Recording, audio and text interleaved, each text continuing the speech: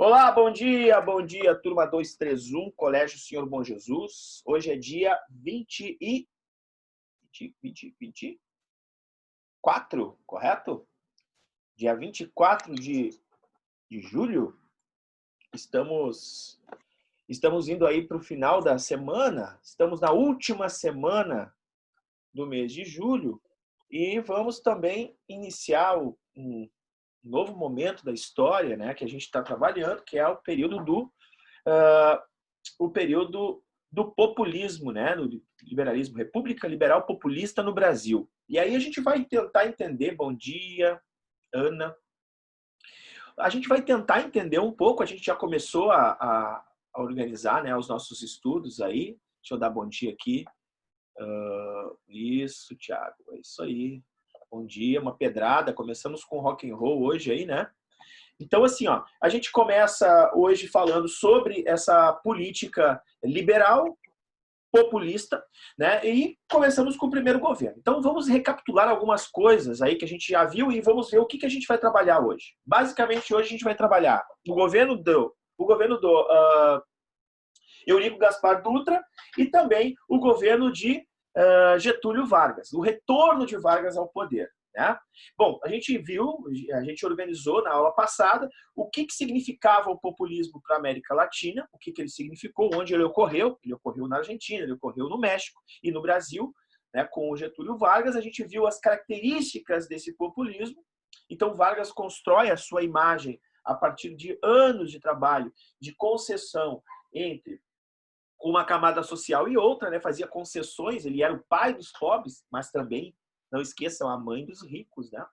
Vargas sai do poder porque o Estado novo era um Estado extremamente autoritário, né? E ele sofre, então, esse terrível golpe aí no final da Segunda Guerra Mundial, porque ele lutava por democracia na Europa e mantinha um regime extremamente autoritário aqui no Brasil. Então, ele é tirado do governo, né? E aí ele é eleito 2 vezes senador e assume o poder o militar chamado Eurico Gaspar Dutra, e é sobre ele que a gente vai falar agora, e é sobre ele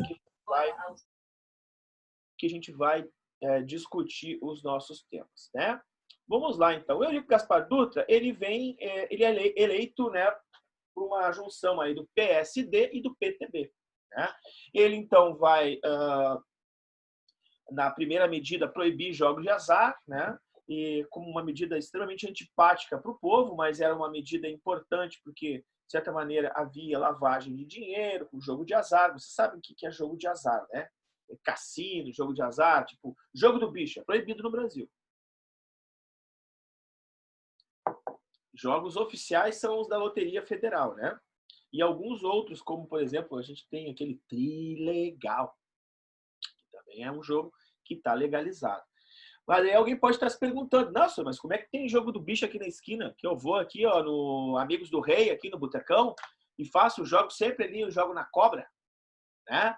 Eu jogo no cabrito, eu jogo na onça, eu jogo no veado, né? E os números, né?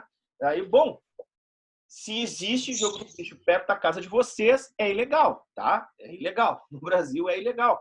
Mas se vocês jogam, vocês estão cometendo uma ilegalidade. Só estou dizendo que ele é ilegal desde esse momento aí, né? Do nosso amigão aí, o Eurico Gaspar Dutra. Mas então, Eurico Gaspar Dutra vai ter que fazer uma coisa importantíssima. Ele vai ter que fazer uma Constituição Federal, porque a Constituição de 37 é uma Constituição autoritária. Não esqueçam, é uma Constituição autoritária. Então, ele vai ser obrigado a fazer essa Constituição. Uma nova Constituição, e ela vai ter uma característica. Ela vai ser uma Constituição presidencialista, ela vai ser uma Constituição que vai primar pelo liberalismo, né, e o conservadorismo. Como é que isso é possível? Ora, nós vamos ter que entender vendo a Constituição. Bom dia, Matheus, querido. Bom dia, Henrique. E a gente vai ter que entender a Constituição a partir da sua dissecação aqui, né? Vamos lá. República Federativa do Brasil, presidencialista, isso quer dizer o quê? Que o Brasil volta a ser uma república confederada com os seus estados, né? E cada estado com a sua bandeira, com o seu hino, com a sua constituição, né? Dentro desta lógica confederada. que tinha acabado com Vargas, né? Vargas acabou com a história de Estado, e é só uma bandeira, é só um Estado, o Estado é o Brasil, estamos todos unidos em torno do Brasil. Característica autoritária de Vargas vem por água abaixo. Então, nós estamos aqui agora com uma outra república, agora ela confederada. Voto secreto, continua a mesma coisa, voto secreto e universal, né? Quer dizer, para todos, mas aí com um baita asterisco, né? Que é o seguinte: analfabetos não votam, soldados e cabos não votam. Lembrando vocês que analfabetos no Brasil a gente tem de monte. Então, pouca gente tinha acesso também à votação, né? Hoje em dia, analfabeto vota. Eu não sei se a gente já fez esse debate aqui, né, sobre a importância do voto do analfabeto ou não, né? Mas é uma coisa interessante para a gente discutir, porque é um direito, né? É um direito do cidadão, apesar dele não saber escrever ou ler, ou ele ser uma pessoa que não tem capacidade de interpretação, interpretação de texto, né? Ele é uma pessoa que vive na sociedade, ele também tem direito de escolher quem vai ser o seu líder. A gente pode até discutir, mas ele pode ser enganado. Eu conheço tanta gente letrada nesse país, gente que é estudada nesse país e que defende cada bobagem, cada político que eu vou te dizer. Mas tudo bem. Então vamos lá. Sindicatos continuam atrelados ao Estado. Isso não é liberdade. Isso não é liberalismo. Então, esta aí é uma característica de conservadorismo. Por quê? Conserva o que era lá no governo Getúlio Vargas no Estado Novo. Lembra que o Vargas criou o sindicato atrelado ao Estado? Pois é. Então, essa nova Constituição vai conservar essa mesma característica. Para que isso?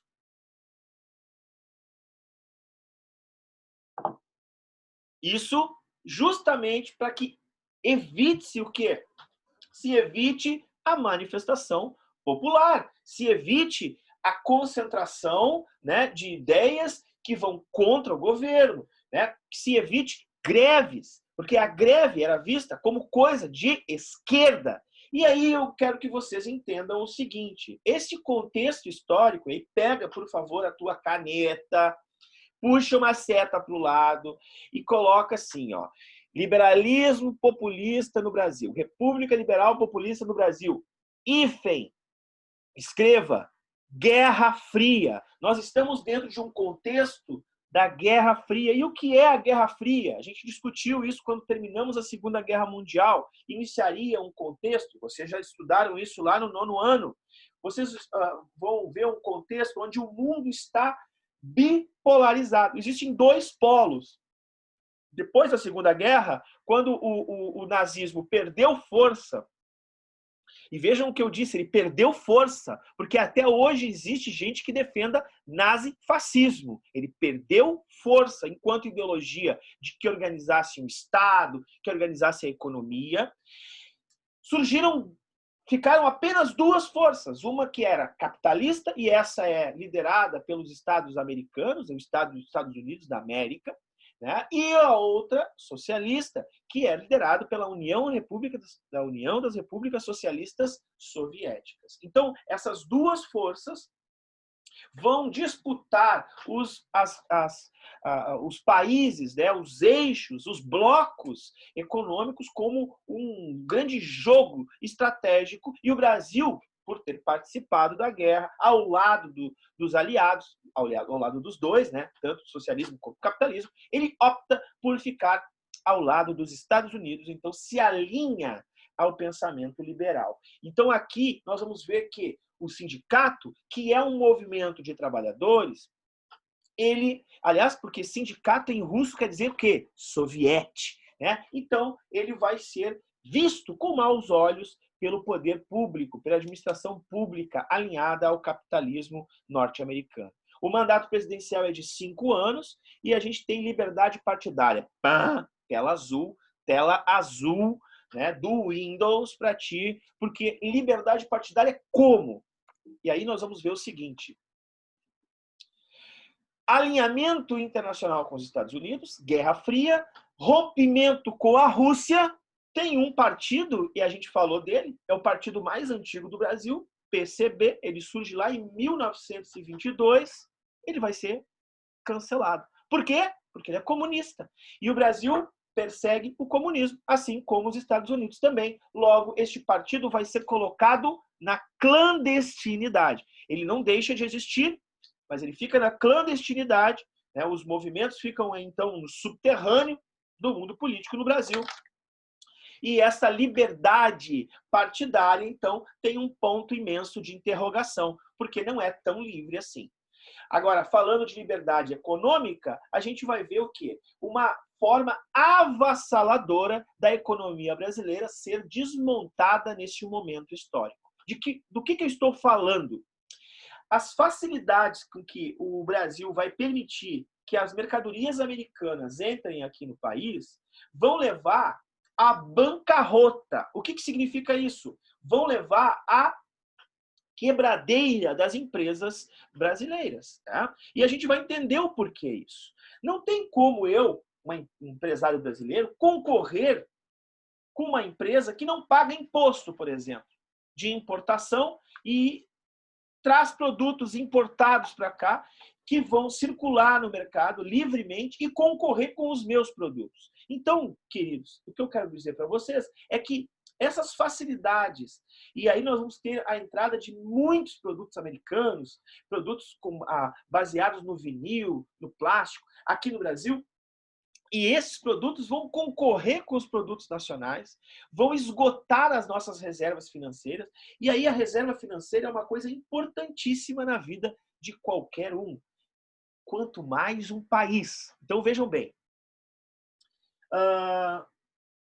É uma pergunta que eu quero fazer para ti. Vamos lá. Pergunta olhando no teu olho, eu queria que alguém respondesse. Alguém aí se habilita a me dizer por que é importante ou não, ou por que não é importante. Mas o que vocês acham? Poupança é algo importante ou não importante? E por quê? Poupança, o ato de poupar.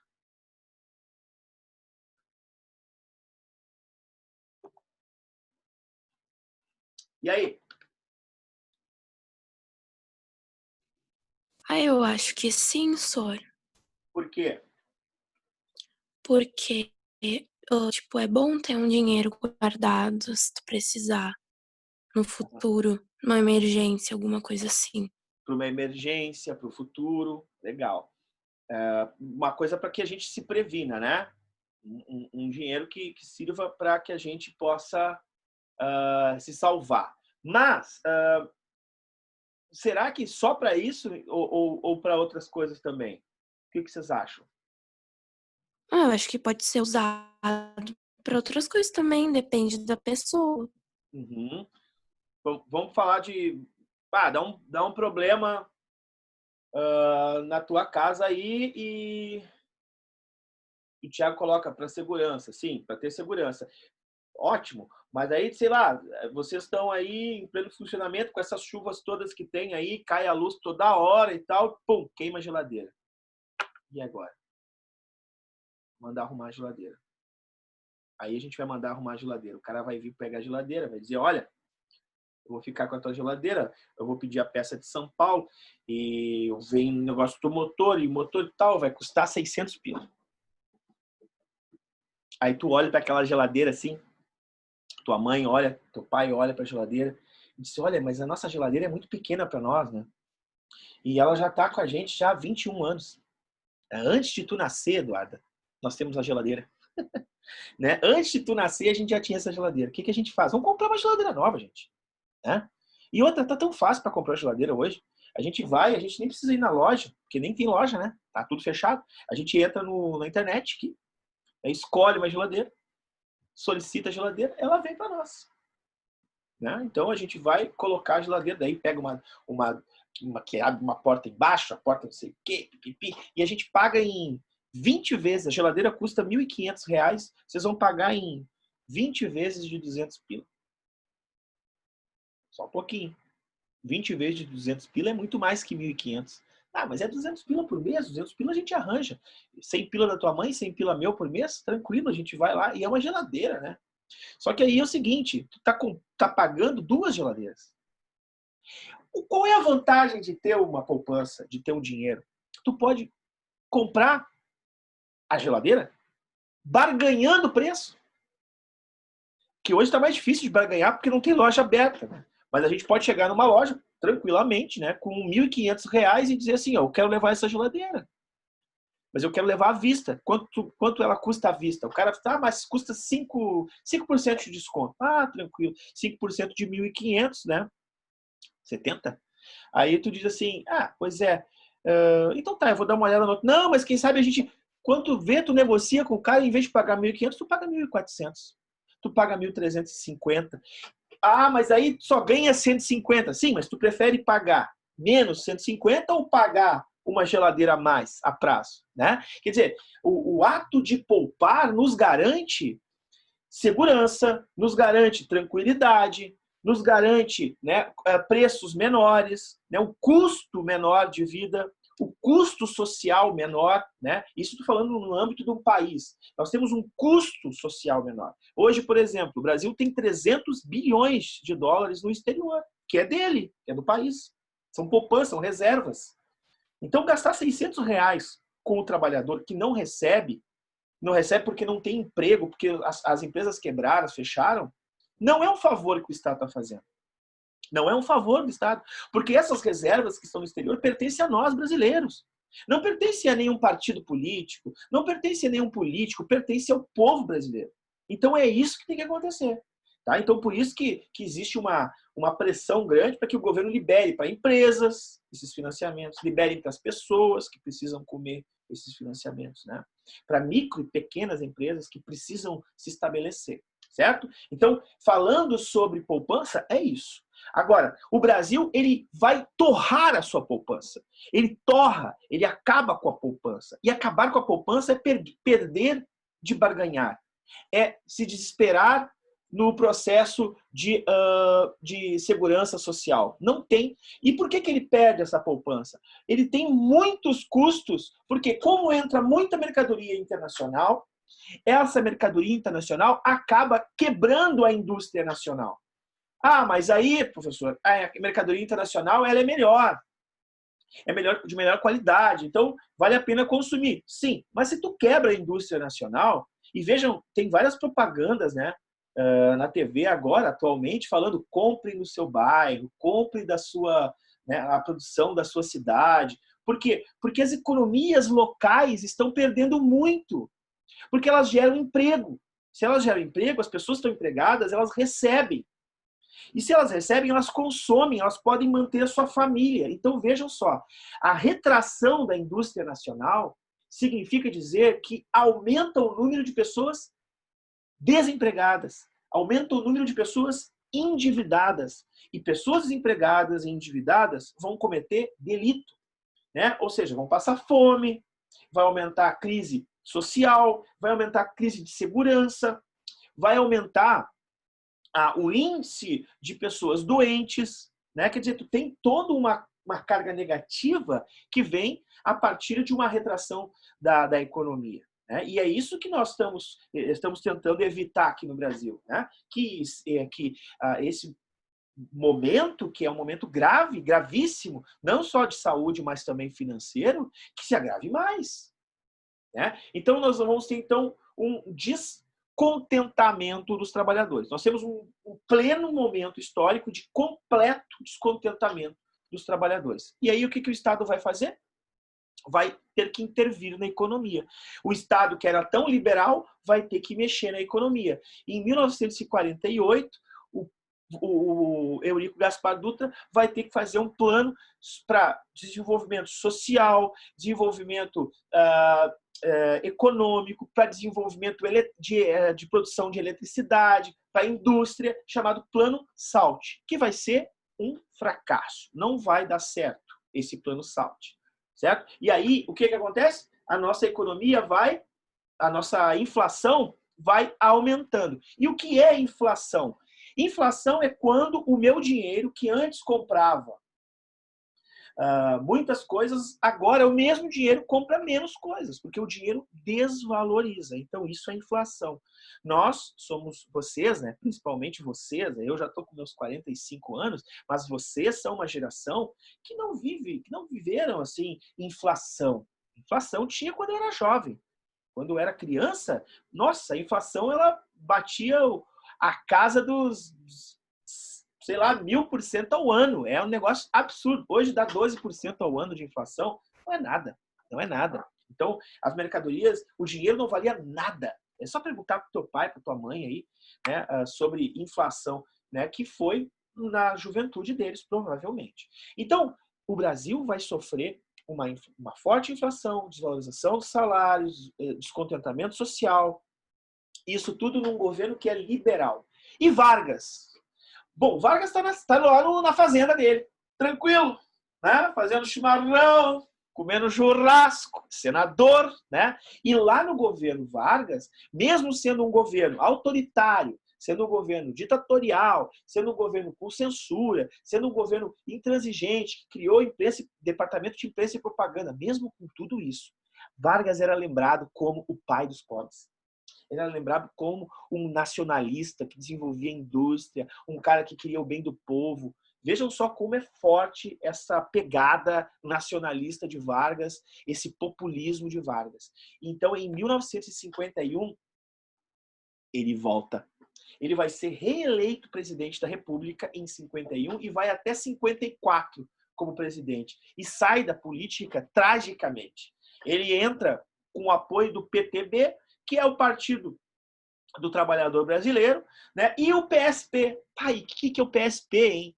O PSP é aquele partido do cara chamado Adhemar de Barros, o cara que rouba, mas faz. Putz, né? Brincadeira, né, velho? Então, assim, todos os empresários, todos os liberais, toda a imprensa, porque a UDN, lembra? União Democrática Nacional, esses caras aqui, a segunda maior força do Brasil, esse cara aqui é o Carlos Lacerda, ele era chamado de El Cuervo, o Corvo. Ele era antes, ele queria ver o capeta, mas ele não queria ver Getúlio no poder. Ele vai fazer de tudo para tirar o Getúlio do poder. Então, as pressões políticas vão ser gigantescas em torno de Getúlio Vargas. Ele assume a presidência e é uma avalanche de notícias negativas, está voltando o ditador, que esse cara é um cara que não presta, e e só metralhadora de informações em cima de Vargas.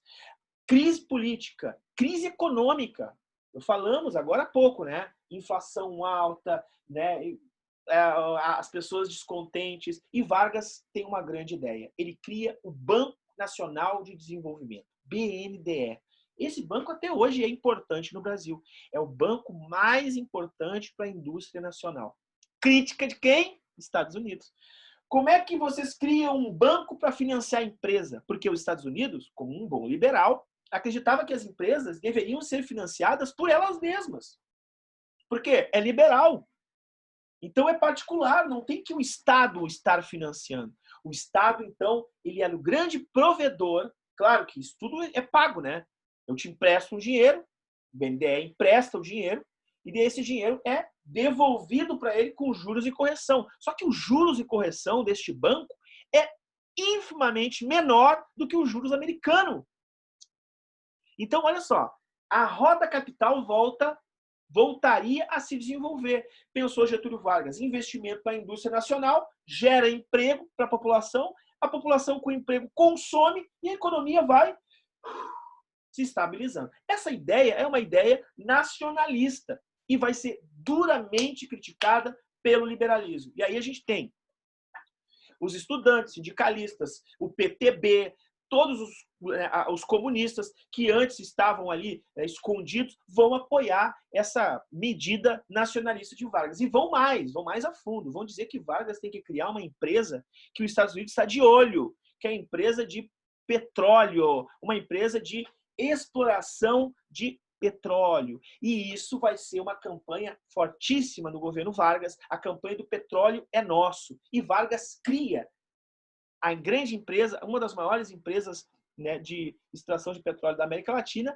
a Petrobras, a contragosto, né, de quem? Da UDN, que era extremamente entreguista, que era antivarguista, de empresários ligados aos Estados Unidos e de setores das Forças Armadas brasileiras que estudavam nos Estados Unidos. A Escola Superior de Guerra Brasileira era instruída pelas Forças Armadas americanas, né? E isso, então, amedrontava, digamos assim, né, o governo Getúlio Vargas, que se via completamente envolvido em denúncias, em histórias criadas pelos meios de comunicação no Brasil. Então, a gente vai ver, em A Campanha do Petróleo é Nosso, a gente vai ver a criação da Petrobras em 1953. A empresa é criada, a criação também da Eletrobras no Brasil, e aí o golpe fatal de Getúlio Vargas, né? O João Goulart, que era seu ministro do Trabalho, vai aumentar o salário mínimo em 100%. Gente, o aumento do salário mínimo em 100% vai irritar profundamente, mas profundamente quem? Vai irritar os setores liberais, os patrões, os empresários, os coronéis. Os Estados Unidos querem a cabeça de Getúlio Vargas, né? Querem o fim do governo de Getúlio Vargas. Críticas, muitas críticas e oposição ferrenha ao governo Getúlio Vargas. Até que acontece uma coisa surreal, gurizada. Surreal. O assessor Gregório, que era chamado de Anjo Negro de Getúlio Vargas, o cara que é, digamos, é o braço direito de Vargas no Catete, que é o palácio do governo, no Rio de Janeiro, vai resolver, tentar resolver essa história das críticas e organizar um atentado para tentar calar a boca de Carlos Lacerda. Só que aí, gurizada, o tiro sai pela culatra. E aí eu quero apresentar para vocês 2 videozinhos bem curtos que contam um pouco dessa história, certo? Então vamos lá.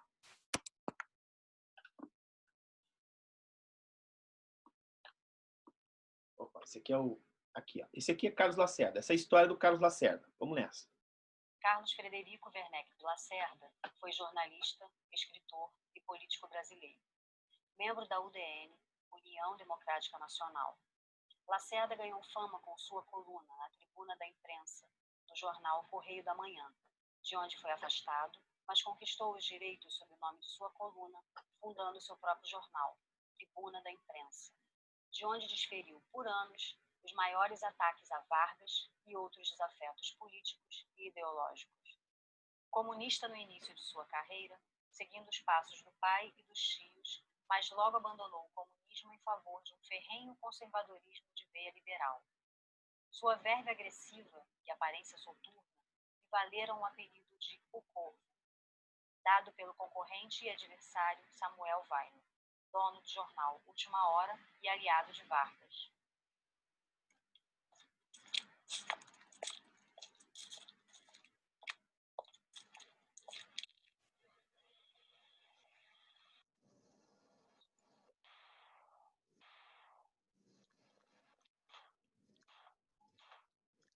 Na madrugada do dia 5 de agosto de 1954, na rua Toneleiro, no bairro de Copacabana, no Rio de Janeiro, a intensa rixa entre Carlos Lacerda e Getúlio Vargas tem um inusitado e dramático desfecho. Lacerda iniciava sua campanha a deputado federal e voltava da noite anterior de um vitorioso comício no pátio do Colégio São José, onde pronunciou um discurso para mais de 1000 pessoas. Ao voltar para casa, relata que foi surpreendido na altura do número 180 da rua Toneleiro por vários disparos em direção ao seu carro. Faziam sua segurança 2 oficiais da aeronáutica. Um deles, o major Rubens Vaz, foi ferido mortalmente. Lacerda foi atingido no pé. Com o início das investigações, foi inevitável a associação de Gregório Fortunato, segurança pessoal de Getúlio, com o atentado. A pressão de setores das Forças Armadas e da grande imprensa torna-se insuportável. 12 dias depois, as manchetes anunciam: matou-se Vargas.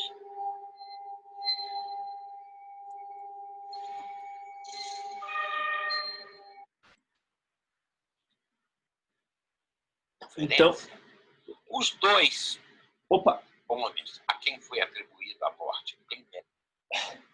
desculpa. Deixa eu voltar aqui. Então, nós vimos...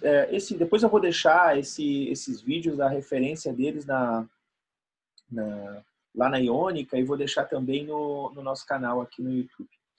Gurizada, esse momento histórico foi extremamente tenso, porque a morte de Getúlio Vargas, ela não foi só a morte de Getúlio Vargas. Né?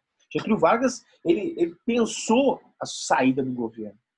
Aí vocês podem pensar assim, ai, como assim saída, professor? Sim, ele pensou o seu suicídio. O cara premeditou o seu suicídio. Ele escreve uma carta, testamento. E essa carta testamento ela é extremamente importante para a história do Brasil, por quê? Porque ela vai adiar um golpe militar que o Brasil vai ter em 64. Então ela adia em 10 anos, no mínimo, este golpe militar que nós vamos ter, que é justamente a tomada de poder do Exército em favor de uma política liberal norte-americana. E a gente vai ver agora, então, um trecho desta carta testamento de Vargas. Deixa eu compartilhar de novo aqui com vocês.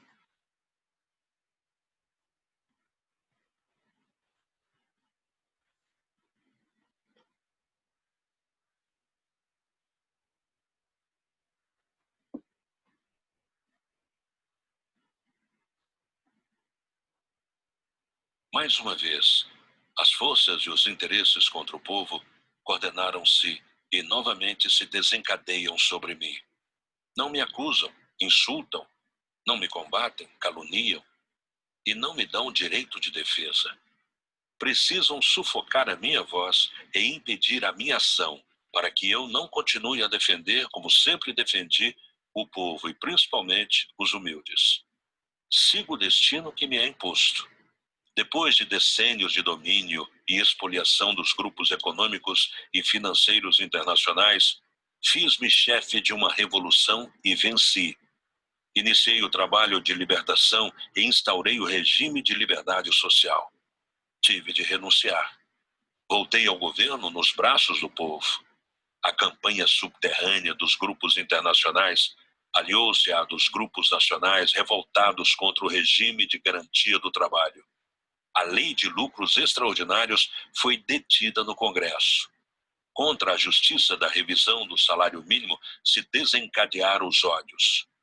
Quis criar liberdade nacional na potencialização das nossas riquezas através da Petrobras. E mal começa a funcionar, a onda de agitação se avoluma. A Eletrobras foi obstaculada até o desespero. Não querem que o trabalhador seja livre. Não querem que o povo seja independente. Assumiu o governo dentro da espiral inflacionária que destruía os valores do trabalho. Os lucros das empresas estrangeiras alcançavam até 500% ao ano. Nas declarações de valores do que importávamos, existiam fraudes constatadas de mais de 100 milhões de dólares por ano. Veio a crise do café. Valorizou-se o nosso principal produto.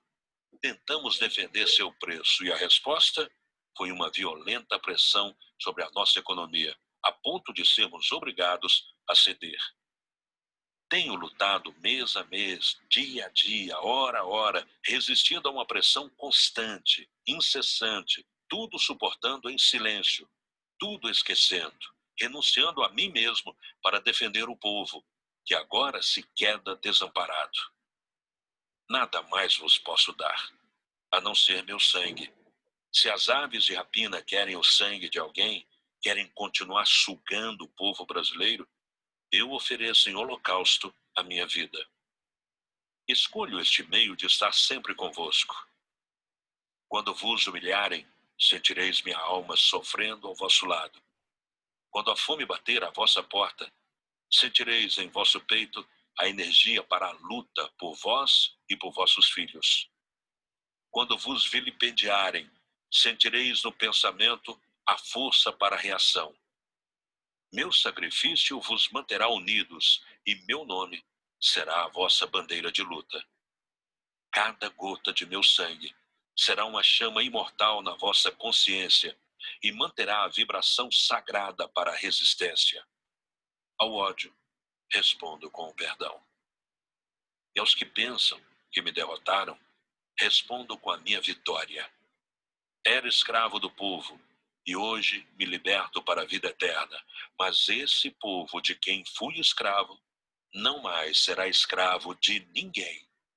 Meu sacrifício ficará para sempre em sua alma, e meu sangue será o preço do seu resgate. Lutei contra a expoliação do Brasil. Lutei contra a expoliação do povo. Tenho lutado de peito aberto. O ódio, as infâmias, a calúnia não abateram meu ânimo. Eu vos dei a minha vida. Agora vos ofereço a minha morte. Nada receio. Serenamente dou o primeiro passo no caminho da eternidade e saio da vida para entrar na história. Então, gurizada, esta é a carta de testamento narrada, né, pela TV Senado também, recuperando várias imagens aí. É uma carta extremamente forte de Vargas, né, que ele deixa ao lado da sua cama, na escrivaninha, e ele desfere um tiro no peito e acaba morrendo. Bom, sobre o governo de Vargas, o final do seu governo extremamente conturbado, com uma política nacional no avesso, então de vilão, porque o Gregório havia organizado, né, a morte lá do Carlos Lacerda, que não ocorreu. O Carlos Lacerda conseguiu se salvar, digamos assim, desse atentado e morreu lá o Rubens Vaz. A opinião pública ficou em cima de Vargas. Pois então, Vargas sai, né, da história do Brasil e conclama centenas de milhares de trabalhadores que vão exigir a continuidade de um governo democrático, né, no Brasil. E por isso, então, nós vamos ter aí essa mudança conturbada até as eleições de Juscelino Kubitschek, que ascende ao poder, chega no poder em 56, né, representando aí os interesses do PTB e do PSD. Então, queridos, é o seguinte, sobre o governo de JK, o cara que falava que o Brasil tinha que ser desenvolvimentista, desenvolver 50 anos em 5, sobre todo o problema da transição de governo, a gente vai se falar na quinta-feira, no nosso próximo encontro, marcado, né, já para quinta-feira dessa semana. Né? Então, se vocês têm alguma dúvida, separem as dúvidas, anotem e a gente tira já no início da aula de quinta-feira. Tá bom, pessoal? Faltando aí 1 minuto para terminar nossa aula, eu desejo a vocês uma boa semana, se cuidem e a gente se vê na quinta. Valeu? Valeu, senhor. Tamo junto. Falou, grande abraço, grande beijo a vocês todos. Valeu, Tchau. senhor. Tchau, senhor. Tchau, tchau.